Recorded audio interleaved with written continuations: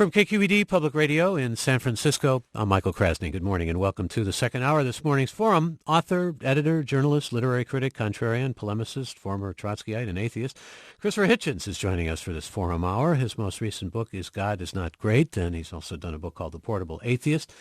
God is Not Great is subtitled How Religion Spoils Everything. So these are the two books in the zeitgeist right now of Sam Harris and Richard Dawkins, all names ending in S, someone pointed out, who are becoming spokespeople for or missionaries about atheism.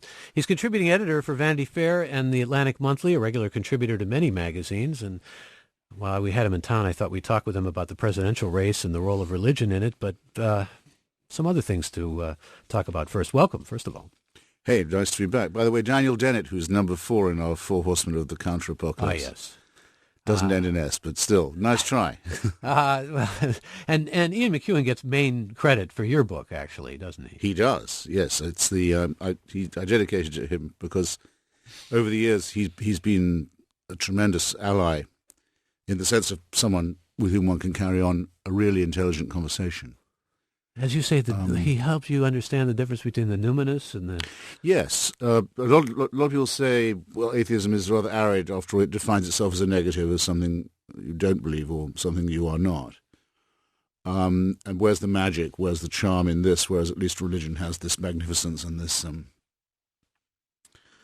transcendence. And I say, well, the transcendent is fine. And the numinous is fine. And we can't do without it. We need poetry, we need architecture, we need music, we need love. But there's a big distinction between that and the supernatural. And the brilliant way that Ian registers this in his fiction, I'm sure perhaps more than usually your listeners are reading him because of atonement, is to... Which is a very religious-sounding word. Extremely, even if you're not from our tradition, is that he patrols that frontier between the supernatural and the numinous very well and enforces the distinction with great skill, I think.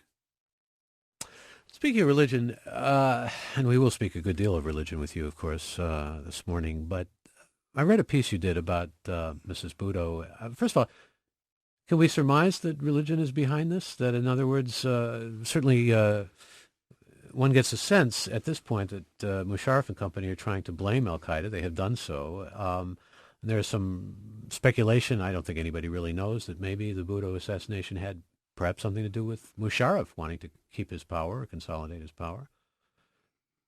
No, I don't think so. I mean, I'm not a fan of the generals, but I can't see any way in which he could be glad this has happened. It's a disaster for him. If a candidate in an election is murdered in the headquarters of the Pakistani military, the garrison town, Rawalpindi, it's partly a challenge to Musharraf.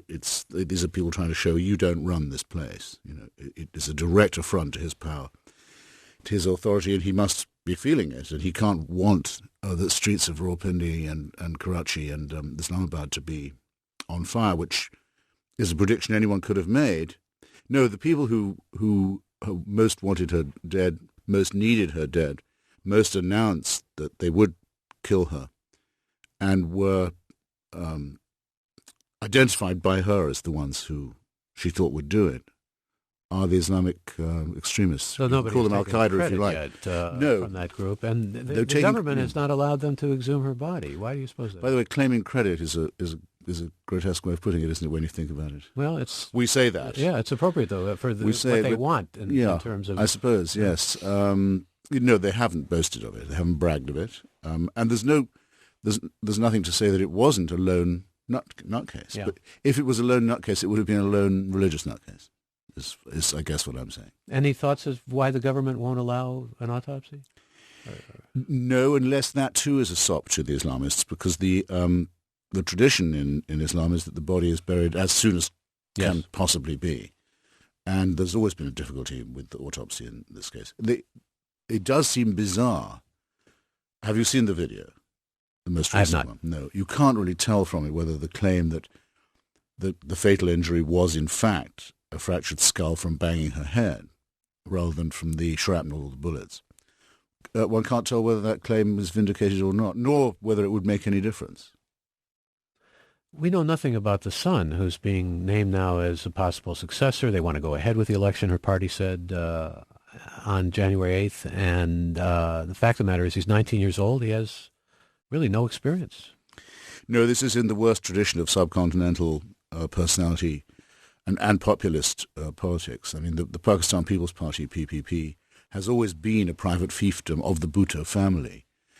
It's never really had an internal election of any kind. It's never chosen a leader. It's just a vehicle for the Bhuttos. But it is rather grotesque that this completely untried, literally unheard of 19-year-old is stepping forward. I noticed his first remark was his mother used to say democracy is the best revenge. Well, in that case, this isn't a good revenge because it's not democratic. Talking again with Christopher Hitchens. I read a piece you did in Slate about Mrs. Bhutto, and you talked about her bravery, her physical courage particularly. You also said she has the largest electric complex of any female politician in modern history, which I think is probably quite accurate. But and I liked and admired her. I'd interviewed her a number of times. She had charm. She had a kind of brilliance and wit. Yes, she was quite captivating. I remember when I used to know her slightly, and she had me to speak at the Oxford Union when she was president there, and was rather bewitching. And then I drove around with her alone the night she became prime minister, the night she won the election in November 1988. And I was absolutely astounded by how brave she was, just without a bodyguard, in a jeep, with only me, driving through these slums of Karachi where anything can happen. It's one of the most dangerous cities in the world. And she would stop the truck and poke up through the sunroof, standing on the seat, just exactly as she did last week in Rawalpindi, with a bullhorn, and just address the people, who were very enthusiastic, I must say, but among whom there could have been lurking any number of goons. Where's the line between bravery and recklessness? Well, that's the thing. You see, I think there's an element of, when I came to reconsider it, and after I'd interviewed her a few times, there's an element of fanaticism in her courage. It was all to do with ambition, which was enormous in her case, and the electoral complex that you mentioned. I mean, if ever I've met someone whose heart belongs to Daddy, it was her. Her father had been cruelly executed by General Zia, it's true, but I mean, she lived to vindicate her father. She absolutely worshipped him. Nothing he ever did could have been wrong. This is the man who said, the people of Pakistan will eat grass rather than give up their desire for a nuclear weapon. It was prescient in some ways. Yes, because they've now got a nuke and a lot of them are eating grass, so he was dead right about that. She lied to me very directly about the intentions of Pakistan's nuclear program. I could tell she was lying too. I didn't know then what it was all in the future, but she would become Pakistan's patron of the Taliban in Afghanistan next door. The Russians were still in Afghanistan at the time I'm talking about. So the Taliban was in the future, but she did play a mean game with them, which didn't get pointed out enough last week.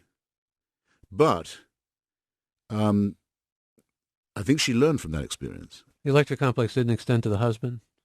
No. I mean, the husband was arranged for her. Was found she passively let her family pick this playboy as husband. Rather odd for someone who was so ostensibly, not exactly feminist, but emancipated. I mean, she would wear a scarf. She never covered her face, and she was very forward and very fashionable. She let them just... On radio, she didn't have a scarf. She just let them pick a scarf made for radio, yes. She just let them pick a husband for her. I think partly because he was from the province of Sindh, which is where she's from, which incidentally is very important because much of Pakistan's elite, especially including its army, is from the Punjab, is Punjabi. Pakistan is a state dominated by one province. And the fact that she is from the second largest province, Sindh, and has a power base there too, plus some appeal in Punjab, is politically something you have to understand if you want to know how Pakistan functions. Talking again with Christopher Hitchens, she was, when it came to corruption charges and those things thrown at her, she did get, as you pointed out in the Slate article, self-righteous and kind of hauteurish. Yes, she did. And I suppose it's completely possible she thought all that was beneath her. I mean, she had, by the time she got to Oxford, people would joke because she'd never had to open a door, or probably even open a car door, or pull a curtain, or even get the top off a bottle. I mean, everything had always been done for her. The very adoring Daddy again. And I think she may well have just not inquired where the money came from. There's always enough money somehow. Who cares where it comes from? And not asked her husband what he was doing with his spare time. Was he asking 10% from any foreign company that wanted to do business in Pakistan? She might have thought it was all beneath her. and just disdained it. I don't care as long as the money keeps coming. Possible. But that's one definition of corruption, is indifference. Could have been passed on to the son, too. Yes. Anyway, it doesn't and didn't look good. I mean, the Swiss courts have found against her on this. That's all I know for sure. John Burns of the New York Times did do a very good background piece in the New York Times about 10 years ago, which I remember thinking at the time, and he's the best reporter perhaps in the world, certainly the Times has got. I remember thinking it made it very difficult to believe that she was all unaware of what was going on. You have taken a lot of heat in the last 4 years or so since the Iraq War and your position on the Iraq War. And you did a piece, in fact, 4 years later, it was published in Slate in March, which essentially said, I still felt I was right. And let me talk about this with you, because the second half of 2007 saw the violence drop dramatically in Iraq, and progress, however, came at a pretty high price because the year was the deadliest for the U.S. military since the invasion, back when 899 troops were killed. And yet there seems to be this argument, and I think to some extent it's an argument that you hold forth, that, well, there's evidence of it, more are breaking away from al-Qaeda and from the insurgency, that there is a sense of progress being made, real progress being made. Petraeus has been saying this. The administration has been saying this. I mean, this is pretty much how you read things, isn't it?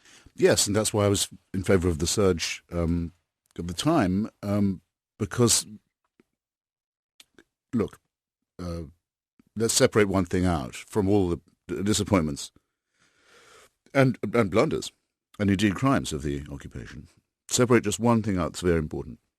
We have inflicted a battlefield defeat on the forces of al-Qaeda in a keystone Muslim Arab state.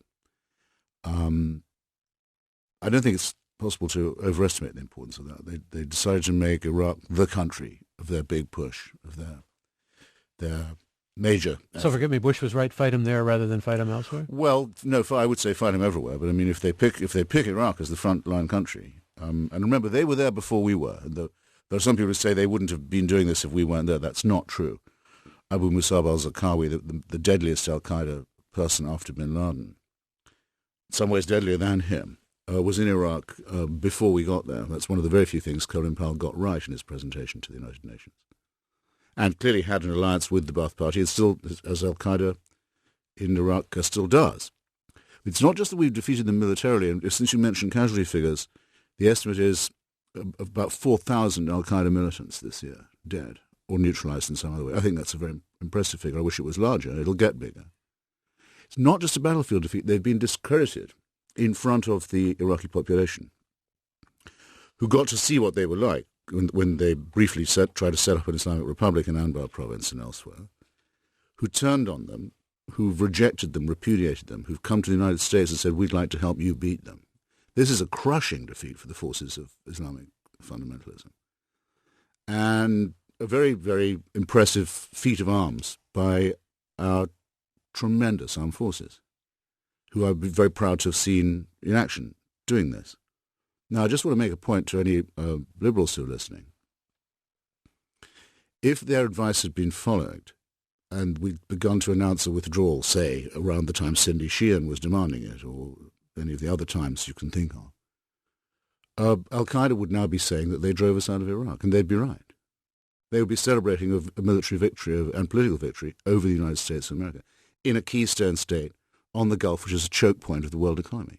Al-Qaeda would be saying, you see, they left like we told you they would, and we can claim credit. Just like Somalia. Zarqawi would still be alive. It would be like Somalia, except cubed and squared. Somalia is a relatively marginal country. Iraq is an absolutely central one. It's the keystone between Iran and Saudi Arabia, and it's a choke point on the Gulf.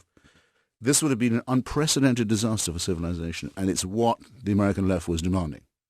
I think that deserves to be rubbed in. And people say, I owe an explanation for what I've said. I'm sorry.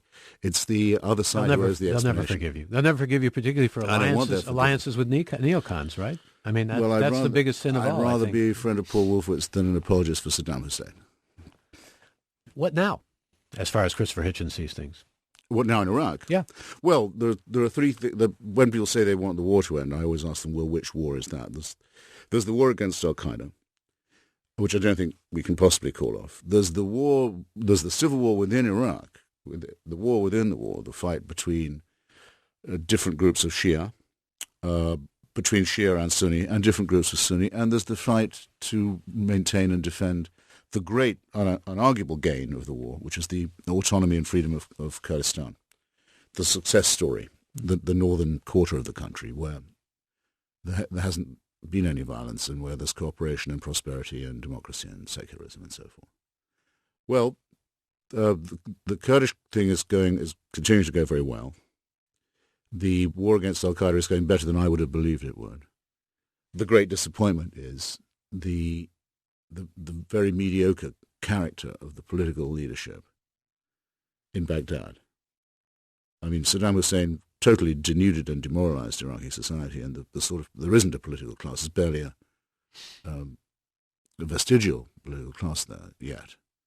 And the people members of it are, on the whole, not very distinguished. That's the big disappointment. That's going to take a lot of time. Where does that leadership come from? Well, in default of what one might call or hope for as a serious political class, what you're going to get, tend to get, is people who can't think beyond their own sect or their own tribe. Speaking of which, good segue to what I said we would talk about initially, which is religion and its role in this presidential election. It's become integral, hasn't it?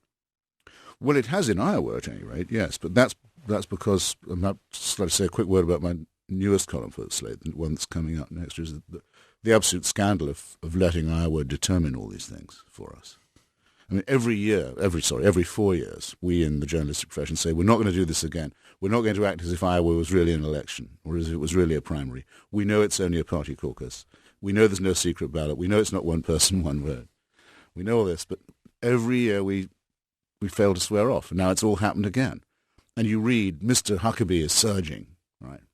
And then finally, in a tiny paragraph in the New York Times profile of him, it says, I'll underline this, he surged because he appeals to about one half of 45% of 80,000 Republican registered voters in Iowa, a small, white, landlocked state. Now, I'll say it again. About one half, that's the evangelical half, of about 45%, which is the evangelical half, of 85 to 80,000 voters. That's it. And he manages to do that, and it's a surge. And we all cover it as if there'd been a huge election and a groundswell in Iowa. This is a scandal, and it's designed to promote freaks and fruit bats and marginal candidates like Huckabee. Although, let me... Imagine if the people of San Francisco or Chicago or Atlanta or Dallas were having a primary now. Do you think you'd ever have heard of Governor Huckabee? No, but... Even among the Republicans, let's recast this in another fashion, though. The Republicans... we're looking, I would argue, the GOP is looking for a candidate whom they could serve up as religious enough. Somehow, Giuliani doesn't pass that litmus test because of his stand on social issues and because of his divorces and all that. Certainly, a Mormon doesn't pass the litmus test with the evangelicals and the Baptists and so forth. And the fact of the matter is that Huckabee does. He's a preacher. He's got all the moral equivalence of someone that perhaps that part of the Republican Party is looking for, and he speaks to those people, doesn't he? Yeah, that's absolutely right. And indeed, the field was so lousy for them a few months ago that if you remember, who's that idiot who runs Focus on the Family? Reverend Dobson. James Dobson, yeah. James Dobson, wonderful bumper sticker I saw once that said, "Focus on your own damn family." Was saying publicly they might have to run an independent candidate this year, people like him. There was no home for them in the Republican Party. Now, fine. I know that they should have their place and say in the Republican Party. Nobody denies it. But that Huckabee should be described as very nearly the front runner from nowhere, from nothing, is a function only of the positively anti-democratic influence of the Iowa caucuses. That's what I'm saying. Is it also the fact that he's... It's not. It isn't. If you took any other, if it was just the people of Iowa, not just this absurd caucus process, just the people of Iowa and the Republicans amongst them who were being consulted and were having a secret ballot, one person, one vote primary election, it wouldn't be Huckabee. It No. wouldn't be someone who doesn't believe, he says, in Darwin's theory of evolution, and when asked what he doesn't like about it, proves that he doesn't know what it is. He's so ignorant. If it were New Hampshire, it wouldn't be Huckabee, for example, right? I really very much doubt it. Yeah.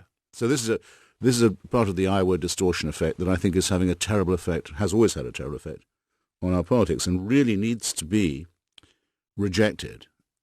But he may be the only candidate for the religious right at this point, and also has the distinction of being a former governor of Arkansas, which yes, and indeed, and from the brings fine to old mind town your of friend Bill Clinton, and from the fine old town of Hope. Yes. At that, yes.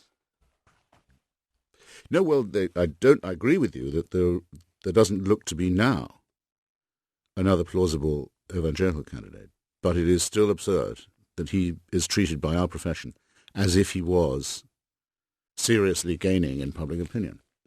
What about gaining a public opinion in the Democratic Party through emphasizing religion? There's been an attempt by Obama and Clinton, as well as Edwards, to emphasize their sort of Sunday school notion of religiosity and their devoutness and piety and all those things. Yes, Mrs. Clinton said that was what got her through the impeachment of her husband crisis. Of course, it's what got him through as well, if you remember. He carried a Bible around every single day of that trial. And consulted with and Jesse Jackson. Hasn't been seen carrying it since, but Jesse Jackson, and of course, don't forget, always had Billy Graham on his side as well. Clearly, because of the alleged, I think, overrated effect of Karl Rove and the evangelical vote, the Democrats have decided that the way to pitch on this so-called red state, blue state divide, which is another thing I think is greatly overstated, is to be more pious. I think that they're changing ships on a falling tide. At least I certainly hope so. I think there's some reason to think it. The fastest growing group. You hope and pray. Oh no, I'm sorry. The fastest growing group of people in this country is the unbelieving group, those who have no religious affiliation. It's twice as big as it was when it was last polled. It's the most rapidly growing according to all the research. People, not atheists like myself, we're still a very small minority, but people who say they have no religious affiliation. And you would not know that this group of about 40 million people or so, quite a large group, existed if you went by the average discourse in politics and in the media. It is assumed that everyone wants to hear how often you go to church. Many of those people like Ron Paul, but that's a whole other topic. I'm going to open the phone lines, in fact. Many of them like Ayn Rand, it's true. Yes. Coming about a break here. And if you want to talk with Christopher Hitchens, an excellent opportunity to do so. We're talking about Pakistan, about Iraq, and about the presidential election, particularly about religion and its role in it. You can join us toll-free, 866-733-6786. Again, that's toll-free, 866-733-6786, or by email, forum@kqed.org. This is Forum. I'm Michael Krasny. Just ask Christopher Hitchens a question off air. Jefferson and Orwell, the two men you admire the most because you have made mince out of so many historical figures, both male and female. I'm looking for people that you have given I see what you mean now. Well, yeah, enshrinement to. Yes, there was a time when motherly ladies in bookstores, when I did readings, would sort of come up to me anxiously and say, well, you seem like quite a nice guy and quite friendly, but we'd be so worried we were afraid there was no one you liked. And because I suppose I had written quite a few polemics against people like Mother Teresa and Henry Kissinger and other sort of unsavory characters. So Although, Mother Teresa turns out to be as faithless as you, though. Yes, it turns out she couldn't bring herself to believe it either, which is one of the great discoveries of last year. But anyway, I guess I now do have an answer to that, in that I have written books in defense of George Orwell, Thomas Jefferson, and published this year Thomas Paine. That's right. I read that book. I try not to have heroes, and I think the hero-worshipping tendency needs to be kept under control in individuals and in the species in general. But these are people who restore one's faith in, or confirm perhaps, one's faith in human nature. Not that I don't have a lot of shade as well as light in my book on Jefferson. I mean, there are some inescapably horrible things about him. Yeah, and I think you're very fair to Jefferson. There are certainly Christopher Hitchens admirers, many of them, but also the detractors. And if you judge a man by his enemies, as the old saw has it, I wonder about, you have them on both sides. I mean, I was reading some of the people who have gone after you ranting about you the way you rant about others, if I can use that verb, maybe a little bit. Prefer not. All right. Well, no, I don't think I do rant. I think I'm of course, well, you be the judge. Polemicist is fine. Yeah, let's say polemicize then. But there are some who rant against you. And I wonder about the fact that they've chosen to do, I mean, Coburn, Finkelstein, many of them on the left, but also Daniel Pipes and people who would be more seen in the conservative camp as well. I didn't know Pipes had written anything about me. It's certainly true, as I know from my many, many years on the left, that there's a sort of culture of betrayal, I suppose. I mean, people on the left are very alert to the apostasy. Yes, to the thought of the sellout. And the sort of unspoken, well, not always unspoken assumption is if you leave the left or if you break with it or quarrel with it, it must be for the lowest motive. It must be because you want a better job or opportunism. Yeah. Essentially, yes, it's a sellout. And it's very, very much, I used to do it myself. I would always look for the lowest motive for someone who'd broken with the comrades. And so I know what these guys are going through. And I sort of knew what to expect. Some of the language, though, seems to me to be intemperate and pretty ad hominem. I was reading Finkelstein's piece, and corpulent opportunist, I think was the phrase, but also psychopath. I don't read Finkelstein's stuff, but someone told me that on his blog he'd said was a blog, he said he would welcome the news of my demise. Then apparently he went back and took that out, thought better of it, but this is clearly more than ordinary dislike. As for the corpulence, I could stand to lose a few pounds, but I'm not. I mean, it's not. You can see me now. I mean, I'm not insultingly large. It's hardly. But I could be larger, and my opinions would still be the same. Does this sort of stuff, though, galvanize you? Does it fire you up? No. You don't. Look, it takes a lot to make me cry, for one thing, and I have a fairly... No, that's not what I was asking. I was asking if it adds fodder to you, really, or it's grist for your mill, or you like the engagement of it. Actually, no, that stuff rather depresses me, for the reason that I just gave you, in that I'm very familiar with it as a trope of accusations of sellout from the left. It reminds me of some things I've said myself in the past that I don't very much admire myself having said or thought. And no, it doesn't really, it's not the sort of thing you can strike many sparks off. In order for a conversation or an argument to be well conducted and for people to improve their own style in doing it, taking part in it, the level has to be reasonably high. Let's go to our callers and find out what they have to ask or say. Ed, you're first. Good morning. Good morning. I'd like to ask Chris a question about Iraq, but before that, I've been following his writing for the last several years. He comes across as very disgenuine and uncredible. And the fact is, all of us knew when Bush came in power with this crowd, Wolfowitz and Perr and Strauss and neocons, what we would expect. The whole war was based on lies, and more lies and more lies and lies. And Chris, instead of standing for these people, he went along with them. So he must have a benefit of it. I'd like to ask him, is he a Straussian? The German philosopher that came and really basically hijacked the U.S. policy for the last 30 years, starting from Reagan time. And also, if he really does believe what he says, he must have the blood of all of these dead Americans, almost 100,000 dead and wounded, and over a million Iraqis dead and wounded. My question to him, what should we do since you have beaten the drums to war to Iraq? And I attended one of your lectures at UC Berkeley, and I stood up and asked you a question which you basically gave me a not very good gesture with your finger. Let me ask you, what should we do, Chris, after all of the damage that I could have by convincing you and other Straussian to stop this so-called war? Excuse me. Let's get a response here because we're getting a little filibusterish. Are you a Straussian, first of all? No. I mean, and just for those who may not understand the question, Leo Strauss was a German Jewish exile philosopher who came first to the New School in New York, right?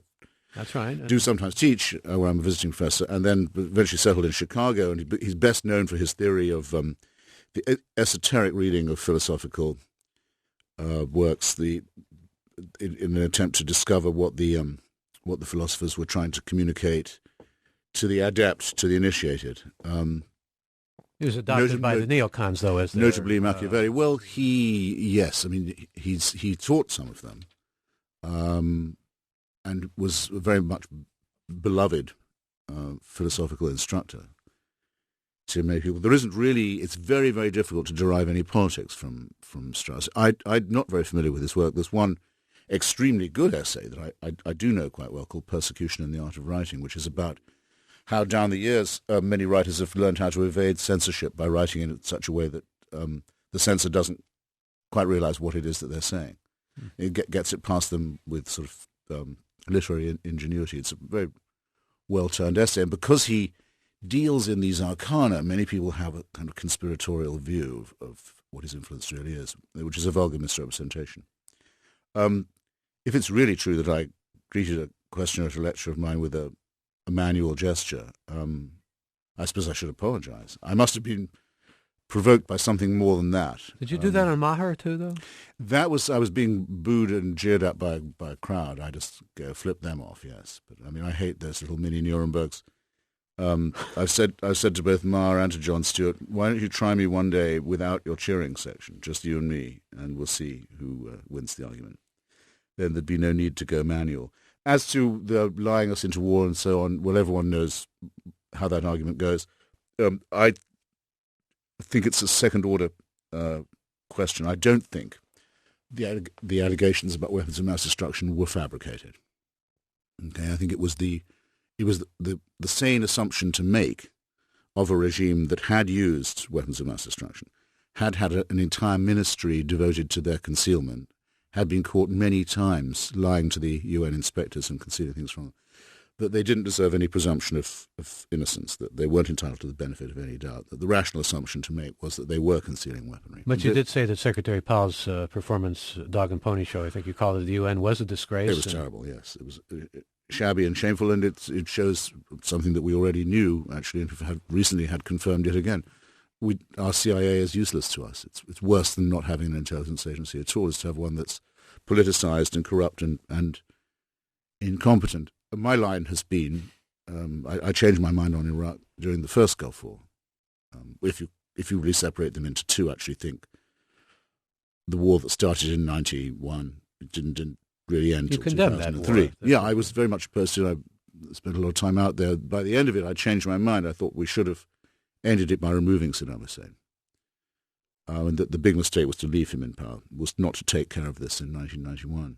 92. Of course, the first time we met, you were an advocate and a strong spokesman for the Kurds. You had done a book on the Kurds. I mean, this goes way back. In terms of your own pedigree with respect to Iraq and your concern about the Kurds, had a lot to do with your hatred of Saddam. Yes, seeing the attempted genocide of the Kurdish people of northern Iraq and seeing the unbelievable cruelty and violence of that regime at first hand in the 90s did make me decide that ultimately, essentially, our existence and the existence of Saddam Hussein's regime were incompatible. I mean, he had to go. And I've been looking for an occasion to get rid of him for a long, long time. It's quite possible now in retrospect, isn't it, that Saddam was pulling a major kind of poker bluff with WMDs, fooling the Iranians and the Americans into thinking that he had what he really didn't have? Strategic ambiguity must have been part of it, and it may also have been a vice of his regime, which was so hermetic and so fascistic and based so much on pure fear that there may be no one in his secret police or in his scientific community who was willing to tell him that there really wasn't much left of the deposits of WMD that they certainly had and certainly had been maintaining and certainly had been concealing from inspectors. So he may have thought he had more than he did. He certainly knew that they were lying because that was always their habit. So in effect, let's just put it like this, don't want to sound cynical, Iraq has been disarmed by the intervention. Because now it can be certified as in compliance with United Nations resolutions. And it couldn't have been before. And it was compliance with the resolutions that was the issue, and they were never going to comply. Talking again, if you've just joined us, with Christopher Hitchens, and he is... By the way, it also seems that later that year the Iranians halted their own program, and we know that the Libyans gave theirs up as a result of the Iraq intervention, or partly as a result of it. And we know that as a result of the analysis of what Libya had, which was a lot more than anyone had suspected, it was worse than we thought, we were able to walk back the cat and unmask the AQ Khan, Nukes Are Us Walmart in Pakistan. And also to unmask a lot of what had been going on in North Korea. So in non-proliferation terms, the Iraq operation must be accounted a huge success. I'm serious. Again, talking to Christopher Hitchens. His newest books are God Is Not Great, How Religion Poisons Everything, and The Portable Atheist, Essential Readings for the Non-Believer. And when he says, by the way, when you say our CIA, I should mention you did become an American citizen, lest anybody assume that you're still...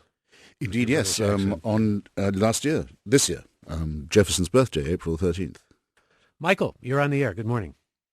Good morning. I just wanted to ask Mr. Hitchens if he had read Kevin Phillips' American Theocracy, and if so, if he had any comments on that.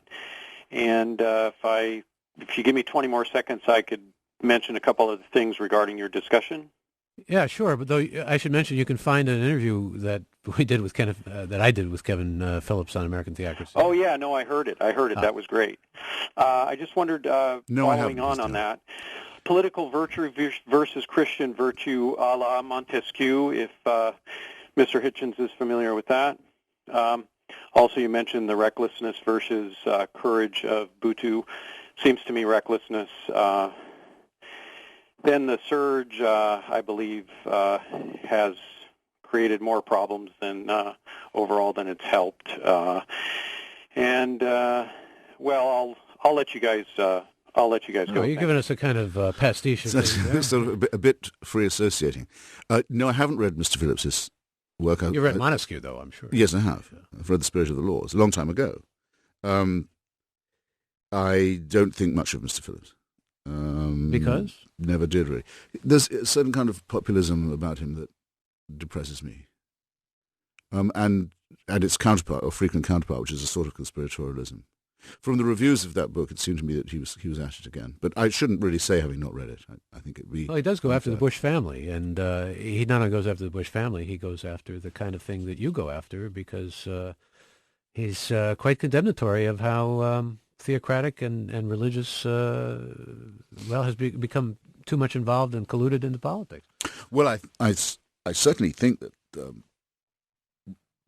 This is a former Republican. I think, yes, I have a feeling. The Reagan administration. I think just the reason why James Dobson was as pessimistic as he was. This is before this Huckabee pseudo-surge we were just talking about. Was that the evangelical community and the Christian right, so called, had a very bad year. Not just the loss of the ridiculous Jerry Falwell, but the real failure of them to get the Republicans to enact any of their program. That's because it's unpopular. It's because people don't want it. And one of the points, I think, at which the tide probably began to turn was President Bush's ridiculous, contemptible intervention in the private life of the Shivo family, I believe. I think the outrageous way that he left his farm, which it takes a lot to make him do, to intervene at the bedside of a woman who had, in fact, already clinically died, and to interfere in the Shivo family's private arrangements. That was the point at which I think a lot of Americans thought, that's it, enough is enough. So if that's the sort of thing Kevin Phillips is denouncing, then more power to his elbow. Here's a listener, a question for Mr. Hitchens. If we can agree that we do not know as a matter of absolute fact that God does not exist, why is it necessary or important to you that you identify as an atheist? That is, one who espouses certainty about the non-existence of God rather than an agnostic, one who is uncertain about the existence of God. In other words, why is it important to you to counter one false claim to certainty with your own false claim to certainty? This does not mean that you should take the claims of theists seriously, but when engaging in such a volatile conversation, it may be wise to admit to the limits of your own knowledge. Yeah, that's a brilliantly phrased question, I must say. Congratulations. Well, I think I can answer it deftly enough. First, there's the difference between deism and theism. To say that there is no God, in other words, no presiding, perhaps originating or creating force, is beyond anyone's capacity. We cannot say we know that's not so. But someone who thinks it is so, or that it might be so, still has all their work ahead of them, because to be a theist, you have to say that you know the mind of God, You know what he wants. You know what he wants you to eat, who he wants you to go to bed with or not, whether he answers prayers, yes, whether he intervenes in human affairs. That's the difference between a deist and a theist position. Now, I think it's the reason why it's important to me to say no is this. If you concede the theist position, that there is a God who answers prayers, intervenes in human affairs, and then the next thing you're going to find is that human beings are going to be telling you what to do in the name of God. Which is why you call yourself an atheist as well as an anti-theist. Yes, I say I'm an anti-theist. I say I'm very glad there's no basis for this belief.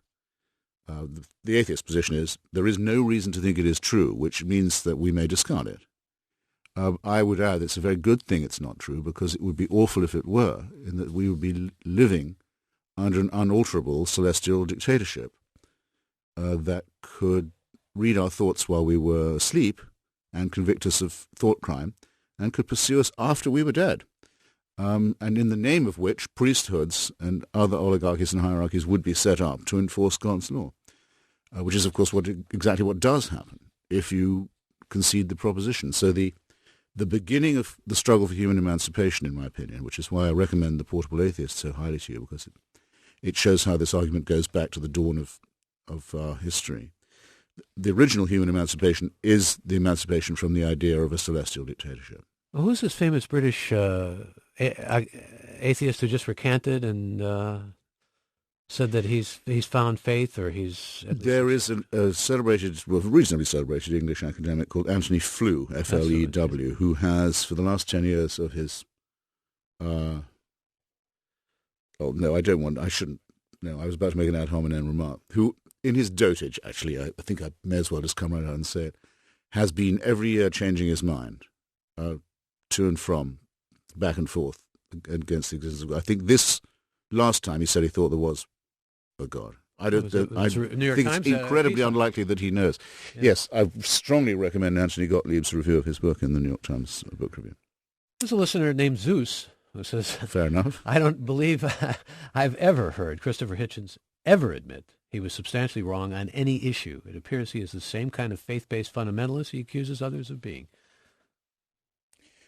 Well, it wouldn't be faith-based if I considered myself to be infallible, which of course I don't. My favorite time is the interval of time between the death of a pope and the choosing of a new one. I always want it to go on as long as possible, because in that period there's no human being who can be infallible. And I always feel that that's a great little interval. But what comes to mind? By the way, I would certainly... When were you wrong? By the way, I would certainly say I was wrong to have opposed the war to liberate Kuwait from Saddam Hussein. I can hardly believe I did that now. I can remember what the arguments were, and I can remember making them as well as I could, which I like to think wasn't too badly. But I had it all backwards on that. What does Mr. Hitchens think about the risks of arming of the Sunni in Iraq and doing so without the sanction of the government? Well, I think they're very considerable risks. It's not exactly without the sanction of the government. The government is in favor of the Anbar awakening, but it is obviously, as any government would have to be, leery of the creation of armed forces that challenge its own monopoly of violence. The thing about Iraq is that no one has a monopoly of violence. The United States doesn't have one, but it's the nearest to having one. That means, by definition, the Iraqi government isn't the one that has the monopoly, which must make it feel insecure. Given the sectarian character of the society, there's a zero-sum element, unfortunately, involved. Any gain by any community can be viewed as being at the expense of the other. That's the curse of Iraqi politics. On we go. Debbie, join us. You're on. Oh, hello, Mr. Hitchens, from a fellow atheist. I just have one little question before I ask my big question. Have you and Graydon Carter kissed and made up yet? Well, we never had anything to kiss and make up about. Well, in some of his editorials in the beginning, he, a couple of years ago, had mentioned that you guys had a rift. And I was just wondering if the rift was... I don't remember it. I mean, we've had a very strong public disagreement. Yes, I know. On the war in Iraq. Yes. But he has never prevented me from publishing So the contrary, he's very often, No, I just several times paid for me to go to Iraq and report to the contrary of his own opinion. Good, right. to his credit, I think. Obviously, your rift has been mended. My question to you is, I guess there was no rift.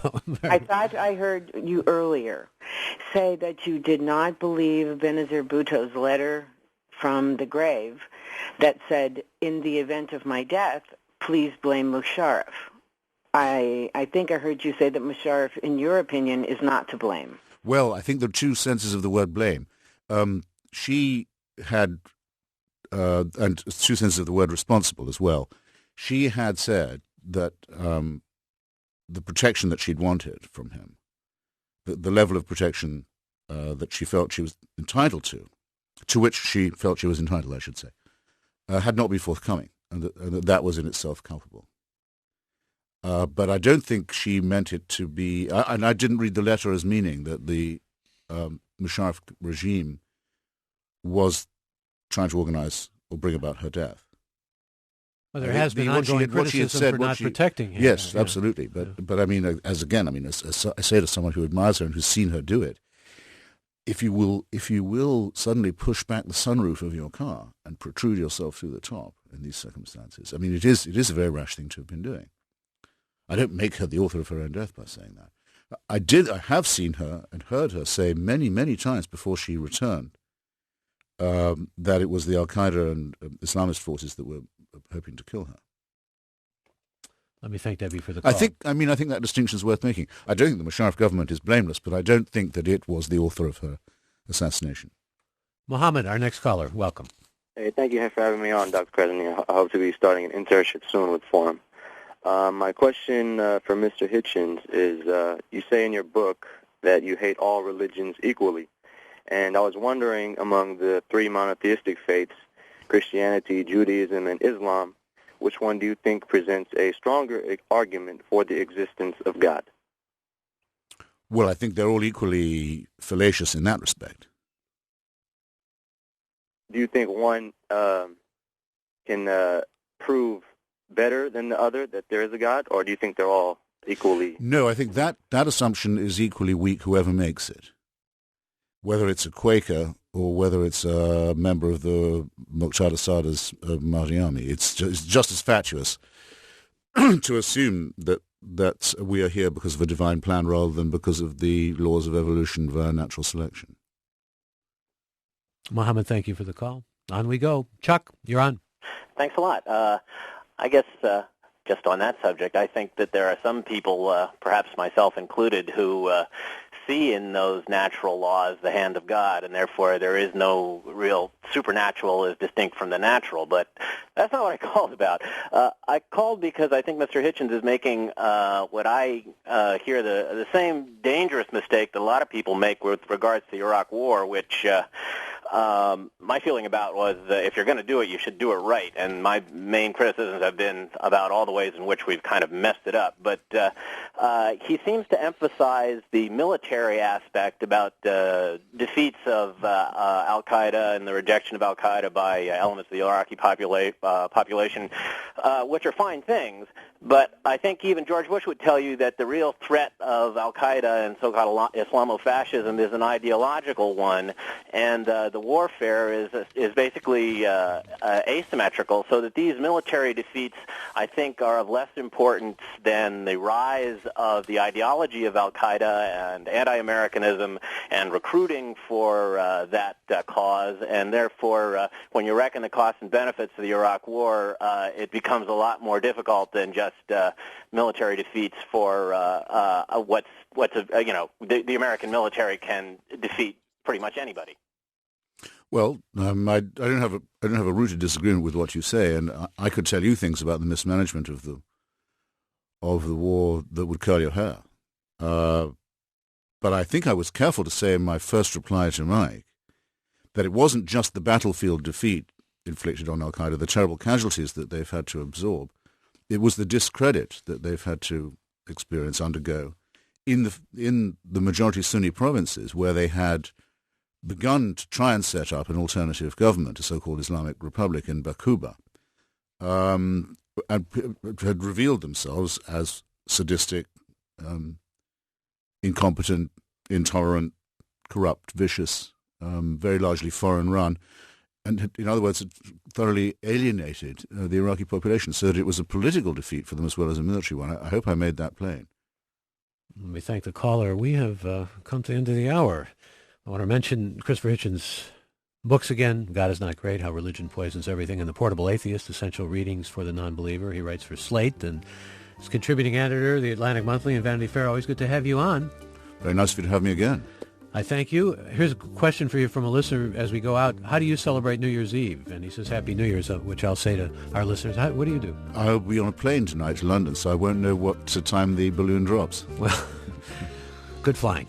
Or I won't know what time it is where I am. Understood. But I wish you a Happy New Year nonetheless, and thank to you. My listeners as well. We yes, thank and you to all for of being you. with us.